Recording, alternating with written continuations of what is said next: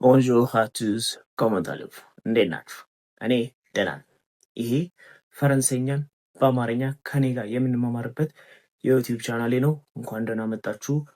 ቢያንቨኑ እስካሁን ድረስ በዚህ ፕሌሊስት 4 ወሳኝ ግሶችን ተምረናል።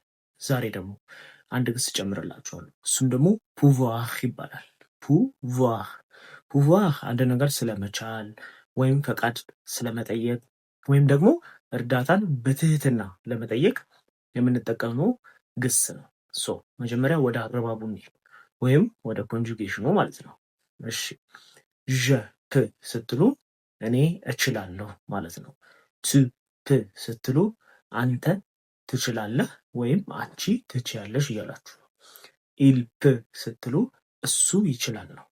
ኤል ፕ ሲሆን እሷ ትችላለች። ከዛ ደግሞ የሰዎቹ ብዛት ብዙ ሲሆን ምን እንላለን? ኑ ፑቮ።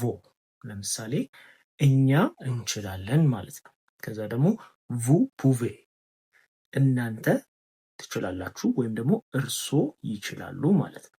ከዛ መጨረሻ ላይ ደግሞ ኢል ወይም ኤል ፕቭ ሲሆን እነሱ ይችላሉ ማለት ነው። አሁን ወደ ምሳሌ እንግባ።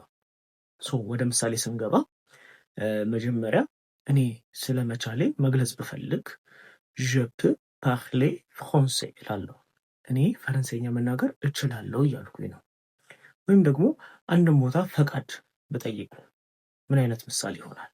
ለምሳሌ je peux entrer ብል መግባት እችላለሁ እያልኩ እየጠየቅኩኝ ነው።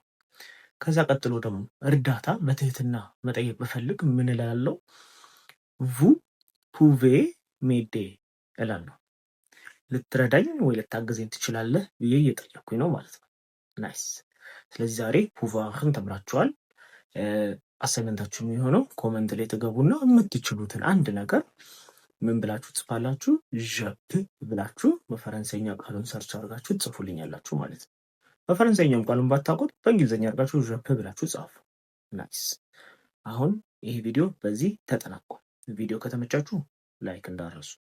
የሚቀጥለውን ደግሞ ቨርቭ ቮሉዋር የሚባለውን ቨርቭ እንማራለን። እሱ ማየት ከፈለጋችሁ ደግሞ ሰብስክራይብ አድርጋችሁ ኖቲፋይ አድርጉ ራሳችሁ። አንቲል ዘ ኔክስት ቪዲዮ ኦረቫር።